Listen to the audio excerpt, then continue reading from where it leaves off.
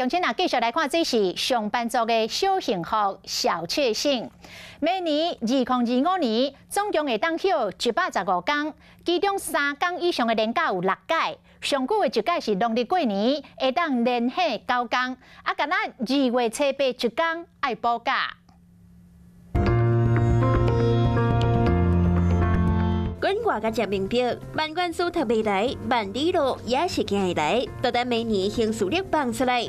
人事总署公布，2025年春节的年假，1月25号开始，总共9天。118年假有3天，清明的年假有4天，所个是食肉粽的5日节年假，也有欣赏月娘中秋节的年假，以及双十节、国庆节的年假，拢总是3天。 世界遐尼大，你若想要去看卖咧，就加请几天假。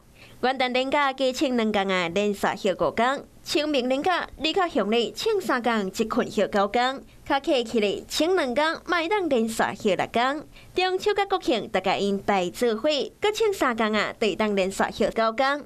上班我爬袂起来，放假我话行就行，这好日子出国会当去对咧。我觉得3、4月可以去大邱啊、釜山、韩国这些地方，因为釜山其实是性价比非常的高。我玩了9天，吃喝玩乐这些不包含买伴手礼，其实大概自助花了2万6而已。我们吃个韩式烧肉的话，对不对？2个人吃到很饱哦，很多3样肉，也不过是大概1100的台币。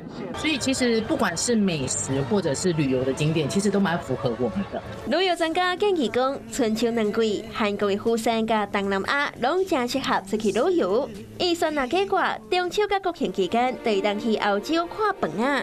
只要你唔惊你头家甲你骂，是讲阮欠的都唔是假，是敢有迄个大。Hello， 我是陈雅玲。想要抢先掌握最及时的新闻资讯吗？赶快订阅、按赞、开启小铃铛，锁定华视新闻 YouTube 频道。